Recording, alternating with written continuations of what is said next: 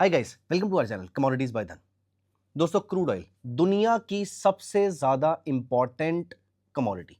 अभी हम सबको समझ में आ गया होगा वॉर्स के टाइम पर कि ये कमोडिटी कितनी ज्यादा इंपॉर्टेंट है। आज मैं जब ये वीडियो रिकॉर्ड कर रहा हूं, पिछले कुछ दिनों में गवर्नमेंट ऑफ इंडिया ने बड़े हार्ड स्टेप्स उठाए हैं। फॉर एग्जांपल, गोल्ड और सिल्वर की इंपोर्ट ड्यूटी को बढ़ा दिया, सिल्वर के इंपोर्ट्स को बैन कर दिया एंड व्हाट नॉट। और कारण क्योंकि रुपी डेप्रिशिएट कर रहा है। रुपी डेप्रिशिएट करने का कारण क्या है कि क्रूड ऑयल के प्राइसेस हमारी एवरेज प्राइस से सिग्निफिकेंटली ऊपर है, जहां पर हमारे बजट में इसमें $60 पर बैरल के आसपास का एस्टिमेशन किया जाता है, वहां पर आज के डेट में इसकी वैल्यू $100 से भी ऊपर ट्रेड हो रही है। तो जहां पर उसका अप्रोक्सीमेटली 60, 65, 70% के आसपास का एवरेज कॉस्ट पिछले 2 महीने के अंदर बढ़ चुका है। आप समझ जाइए कितनी इंपॉर्टेंट कमोडिटी है। दुनिया की ऑलमोस्ट सारी कंट्रीज इसको प्रोड्यूस करती हैं, कंज्यूम करती हैं, और सिर्फ कंजम्पशन के पॉइंट ऑफ व्यू से नहीं, फाइनेंशियल मार्केट्स के पॉइंट ऑफ व्यू से भी it is one of the most important commodities. अब दोस्तों, जो कमोडिटी फाइनेंशियल मार्केट के लिए इतनी इंपॉर्टेंट है, वहां पर जायज सी बात है कि हमारे लिए पैसे कमाने की भी अपॉर्चुनिटी होगी। दोस्तों, आज इस वीडियो में मैं आपके साथ एक ऐसी ट्रेडिंग स्ट्रेटेजी डिस्कस करने वाला हूं, क्रूड ऑयल की ट्रेडिंग स्ट्रेटेजी, जो आप महीने में 4 बार यूज कर सकते हैं। और मजे की बात यह है कि इस इवेंट के बाद अगर क्रूड ऑयल प्राइसेस वॉलेटाइल होते हैं तो भी आप यूज कर सकते हैं। क्रूड ऑयल प्राइसेस वॉलेटिलिटी कम कर रहे होते हैं, उनकी वॉलेटिलिटी कम हो रही होती है, तो भी आप इसको ट्रेड कर सकते हैं। मैं बात कर रहा हूं क्रूड इन्वेंट्री डेटा के टाइम पर आप क्रूड में कैसे ट्रेड कर सकते हैं। फ्रेंड्स, ये एक बहुत ही इंपॉर्टेंट ट्रेडिंग स्ट्रेटजी है, क्योंकि आपको महीने में 4 ट्रेडिंग अपॉर्चुनिटीज मिल जाएंगी। एंड ट्रस्ट मी, अगर आपको ये स्ट्रेटजी समझ में आ जाती है और अगर आपको इन्वेंट्री ट्रेड करना समझ में आ जाता है, आपको पूरे महीने में और कोई डेटा पॉइंट नहीं चाहिए। आपको पूरे महीने में कोई और प्रोडक्ट भी नहीं चाहिए। ना आपको नेचुरल गैस चाहिए, ना सिल्वर चाहिए, ना कॉपर चाहिए, ना लेड, जिंक, गोल्ड, सिल्वर, कुछ नहीं चाहिए। अपार्ट फ्रॉम दिस, अगर आप सिर्फ इन्हीं के थ्रू डिसेंट रिटर्न जनरेट कर लेते हैं, तो आप किसी और एसेट क्लास में ट्रेड नहीं करेंगे तो भी चलेगा। और सबसे इंटरेस्टिंग बात यह है कि ये जो स्ट्रेटजी है, ये आपकी रात के टाइम पर बनती है। मतलब आप ऑफिस में कहीं पर जॉब करते हैं, तो उस जॉब से फ्री होने के बाद भी आप इस स्ट्रेटजी पे काम कर सकते हैं। क्योंकि जो हम स्ट्रेटजी की बात कर रहे हैं, वो स्ट्रेटजी रहेगी वेडनेसडे रात को हम इसको स्टार्ट करेंगे और थर्सडे मॉर्निंग तक हम इसको खत्म कर देंगे। कोशिश रहेगी अगर हम इसको वेडनेसडे रात को ही खत्म कर दें, और अदरवाइज नहीं हो पाएगी तो हम इसको थर्सडे मॉर्निंग तक, फर्स्ट हाफ में स्ट्रेटजी फिनिश हो जाएगी। मतलब आप वेडनेसडे को ऑफिस खत्म करने के बाद, वेडनेसडे को अपना आउटलेट, अपना शोरूम, अपनी शॉप क्लोज करने के बाद स्ट्रेटजी डिप्लॉय करेंगे, और थर्सडे सुबह वहां पर जाने से पहले आपकी स्ट्रेटजी खत्म हो चुकी होगी। No compromise, single product, simple strategy. आइए यहां पर समझने की कोशिश करते हैं। सबसे पहले अगर हम इन्वेंट्री की बात करें, तो ज्यादातर लोगों को यह बात पता ही नहीं होती कि इन्वेंट्री 2 टाइप की होती है। आप सोच रहे होंगे जो वेडनेसडे रात को इन्वेंट्री आती है हम सिर्फ उसकी बात करेंगे। नहीं दोस्तों, इन्वेंट्री 2 टाइप की आती है। एक होती है एपीआई इन्वेंट्री, एक होती है ईआईए इन्वेंट्री। पहले मैं आपको समझा देता हूं कि कौन सी इन्वेंट्री का क्या मतलब होता है और क्या इंप्लीकेशन होती है। दोस्तों, API, American petroleum institute, Wednesday सुबह 2:30 AM के आसपास ये डेटा आता है। आईएसटी की बात कर रहा हूं। इंडियन स्टैंडर्ड टाइम में वेडनेसडे सुबह 2:30 बजे के आसपास डेटा आता है। इस समय हमारी मार्केट बंद होती है और हम भी सो रहे होते हैं, लेकिन वेडनेसडे सुबह उठने पर हमें दिख जाता है कि मार्केट कैसा रिएक्ट कर रही है। अभी हमने ट्रेड नहीं करना। एपीआई इन्वेंट्री मुझे ये हिंट दे देती है कि आज रात को, वेडनेसडे रात को, जो मेरी ईआईए इन्वेंट्री आने वाली है, ये कैसी दिखेगी। अब दोस्तों, मेरी एक रिसर्च के अकॉर्डिंग मेरा जो डेटा है वो ये कहता है कि अगर एपीआई की इन्वेंट्री, पहले तो ब्रॉडर आइडिया आपको पता होना चाहिए कि अगर इन्वेंट्री बढ़कर आ रही है तो प्राइसेस नीचे जाते हैं, इन्वेंट्री कम होकर आती है तो प्राइसेस ऊपर चले जाते हैं। बढ़ने का मतलब क्या होता है? प्रीवियस डेटा से ज्यादा है और एक्सपेक्टेशन से भी ज्यादा है, इसको हम बढ़ना कहते हैं। इन्वेंट्री अगर प्रीवियस डेटा से भी कम है और एक्सपेक्टेशन से भी कम है, इसे हम इन्वेंट्री का कम होना कहते हैं। ये चीज क्रूड प्राइसेस के लिए पॉजिटिव है और पहले वाली चीज क्रूड के लिए नेगेटिव। अब यहां पर मेरी बात को ध्यान से सुनिएगा। अगर आज रात को एपीआई की इन्वेंट्री, मान लेते हैं कि आज वेडनेसडे, हम यहां पर वेडनेसडे की सुबह बात कर रहे हैं, अगर रात को एपीआई की इन्वेंट्री इंक्रीज होकर आई है, फॉर एग्जांपल लास्ट टाइम आई थी, for example 50 MNB, 50 million barrels की इन्वेंट्री आई थी लास्ट टाइम। अब इस बार एक्सपेक्टेड है कि 55 की आएगी, लेकिन आपकी जो एपीआई इन्वेंट्री आती है वो आती है 60 की। मतलब इन्वेंट्री ज्यादा है, मतलब प्राइसेस नीचे आने चाहिए। अब दोस्तों, अगर ईआईए की इन्वेंट्री भी एपीआई के साथ लिंक होकर आती है, मतलब अगर एपीआई की इन्वेंट्री बढ़ी थी और ईआईए की इन्वेंट्री भी बढ़ती है, ऐसे केस में क्रूड प्राइसेस नीचे आएंगे 8 बजे के बाद। आज रात को, वेडनेसडे रात को 8 बजे के बाद ये एपीआई की इन्वेंट्री अगर पहले बियरिश थी, ईआईए की इन्वेंट्री भी बियरिश आती है, मतलब बढ़कर आती है।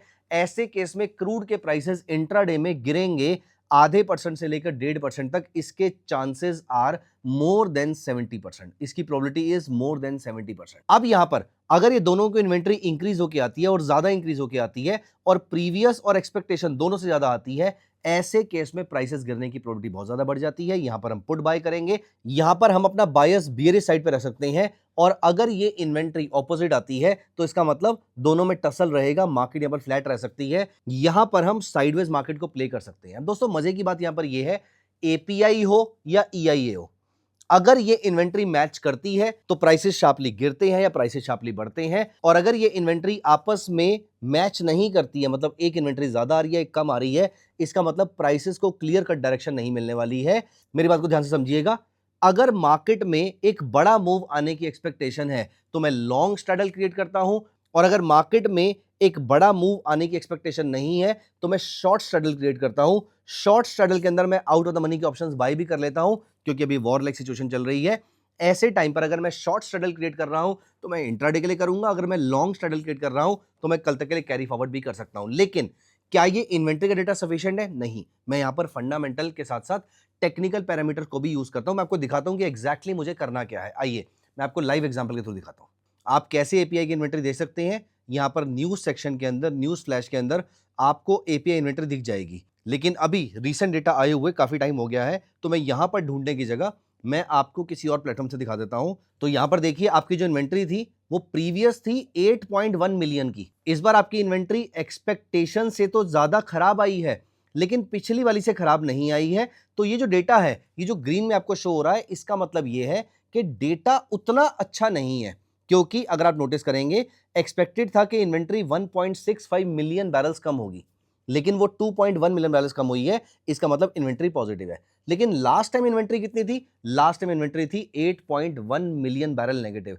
उसके कंपैरिजन में ये इन्वेंट्री उतनी नेगेटिव नहीं है। मतलब एपीआई का डेटा जो है वो एक्सट्रीमली बुलिश नहीं है, वो काइंड ऑफ बुलिश और ओकेज बुलिश है। अब यहां पर रात के 8 बजते हैं, ऐसे केस में अब आपका ईआईए की क्रूड ऑयल इन्वेंट्री आती है। ये जो इन्वेंट्री है ये प्राइमरीली बुलिश आई है। अब यहां पर ईआईए की इन्वेंट्री बुलिश है, जबकि एपीआई की इन्वेंट्री उतनी बुलिश नहीं है, मतलब डाइसी सा माहौल है। अगर ऐसा होता, जैसे आप यहां पर देखिए, पिछली बार इन्वेंट्री -2.31 थी, एक्सपेक्टेड था -2.1, और ये -4.3 आई है, विच इज एक्सट्रीमली बुलिश, जबकि एपीआई की inventory is not extremely bullish. इसका मतलब दोनों का डेटा जो है वो कॉन्फ्लुएंस में नहीं है, दोनों एक ही जगह पे पॉइंट नहीं कर रहे हैं। इसका मतलब मार्केट में एक बड़ा मूव नहीं आने वाला है। मार्केट में बड़ा मूव आएगा भी तो भी मुझे फर्क नहीं पड़ता, क्योंकि मैं कॉल और पुट दोनों में ट्रेड करने वाला हूं। इस केस में मैं कॉल और पुट दोनों को सेल करूंगा। तो दोस्तों ये एपीआई की इन्वेंट्री देखिए, एपीआई की इन्वेंट्री -2.18 मिलियन बैरल्स आई है।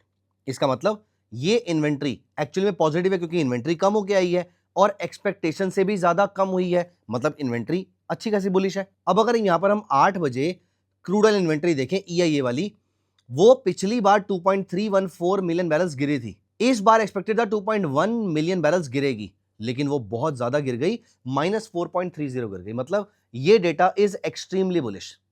अब आप ये सोच रहे होंगे कि ऐसे टाइम पर तो कॉल बाय कर लेनी चाहिए, क्योंकि दोनों डेटा ही बुलिश आए हैं। मैं आपको एक बहुत ही इंटरेस्टिंग चीज दिखाता हूं। यहां पर दोस्तों हम क्रूड के चार्ट पे आते हैं।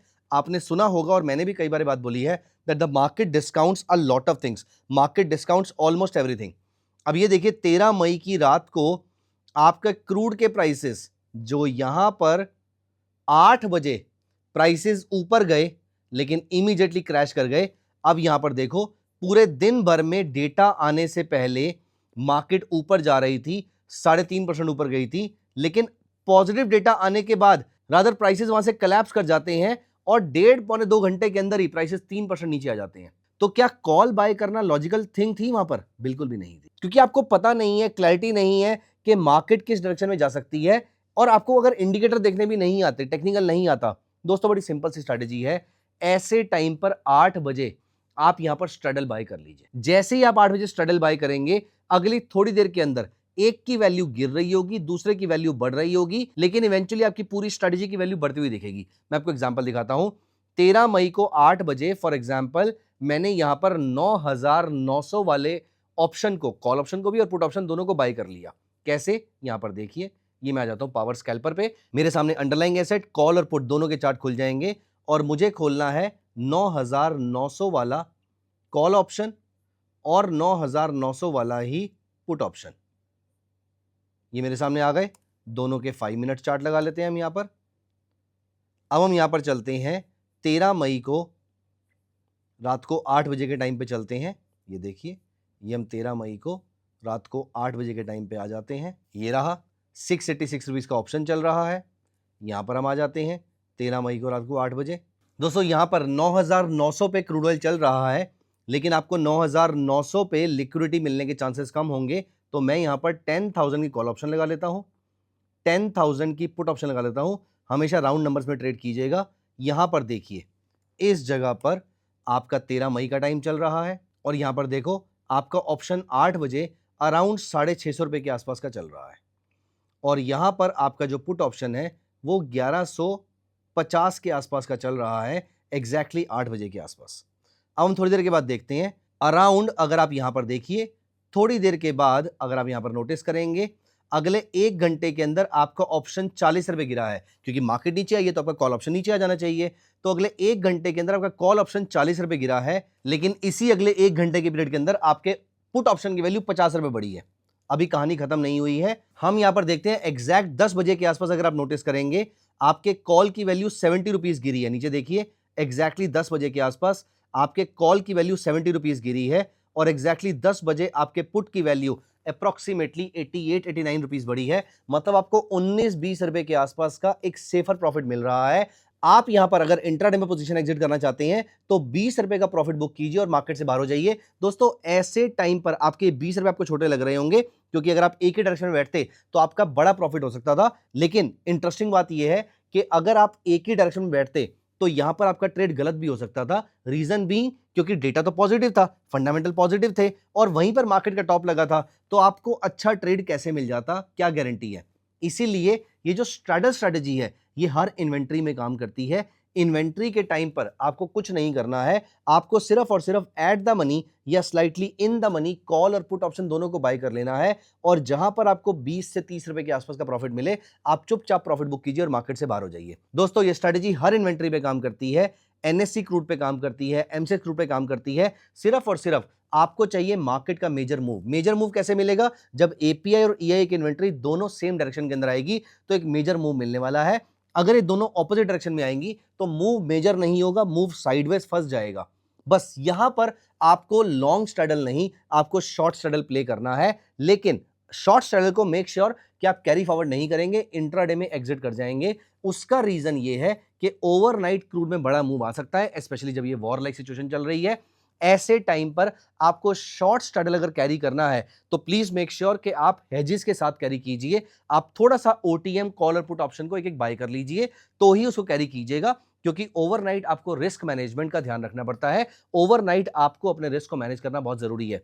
वैसे आपको रिस्क मैनेज करने के लिए यहां पर आपके पास एक फीचर अवेलेबल है जहां पर you can plan your trade. आप अपना ट्रेड प्लान डिसाइड कर सकते हैं, किसी ट्रेड में आपको कितना रिस्क चाहिए, कितना रिवॉर्ड चाहिए, तो ये आपको बता देगा कि आपको कितना फंड इस स्ट्रेटजी में एलोकेट करने की जरूरत है और उसके बाद आप यहां पे एग्जीक्यूट ट्रेड प्लान में जाके अपने ट्रेड को एग्जीक्यूट कर सकते हैं। दोस्तों क्रक्स ऑफ द स्टोरी ये कहती है कि आपने एपीआई और ईआई इन्वेंट्री दोनों को चेक करना है। धन के स्कैनेक्स टर्मिनल से वो चेक हो जाएगा। अगर दोनों ऑपोजिट डायरेक्शन में है तो स्ट्रैडल सेल करना है, अगर दोनों सेम डायरेक्शन में है तो स्ट्रैडल बाय करना है। स्ट्रैडल सेल करना है तो आपका 10 से 15 रुपए के आसपास का स्टॉप लॉस रहेगा। स्ट्रैडल बाय करना है तो आपका 20 से 30 रुपए के आसपास का टारगेट रहेगा। तो 1:2 के आसपास की रिस्क रिवॉर्ड रेशियो आप फॉलो करेंगे तो ही आपके लिए स्ट्रैटेजी फ्रूटफुल रहेगी। दोस्तों अभी मैं आपको ये सजेस्ट करूंगा, क्योंकि आपको 2 ऑप्शन बाय करने हैं, इसलिए इस स्ट्रैटेजी को एग्जीक्यूट करने की जल्दी मत कीजिए। आप इसको अगले 3-4 हफ्ते तक ट्रैक कीजिए and I am very very sure एक बार आप इसको ट्रैक करना शुरू करेंगे you will get addicted to it, क्योंकि आपको डर लगना बंद हो जाएगा। डर क्यों नहीं लगेगा? क्योंकि अब मार्केट जिस भी डायरेक्शन में जाए आपको फर्क नहीं पड़ता है, क्योंकि आपने कॉल और पुट दोनों बाय कर रखी है। आप तो चाहेंगे कि मार्केट किसी भी डायरेक्शन में लंबा मूव शो कर दे, जैसे ही करेगी आप प्रॉफिट में आना शुरू हो जाएंगे। जितना बड़ा मूव उतना बड़ा प्रॉफिट। बस सिर्फ मार्केट साइडवेज रह गई तो 10 रुपए का माइनर सा स्टॉप लॉस लेके मार्केट से बाहर हो जाएंगे। दोस्तों this is the inventory straddle strategy for crude oil. अगर आपको सेम स्ट्रैटेजी नेचुरल गैस में जाननी है तो कमेंट्स में नेचुरल गैस स्ट्रैडल स्ट्रैटेजी लिख दीजिएगा, मैं जल्दी ये वीडियो आपके लिए लेकर आऊंगा। दोस्तों मिलते हैं अगली वीडियो में। Bye, take care of yourself. जाने से पहले वीडियो को लाइक कर दीजिएगा। Bye. Investments in the securities market are subject to market risk. Read all the related documents carefully before investing.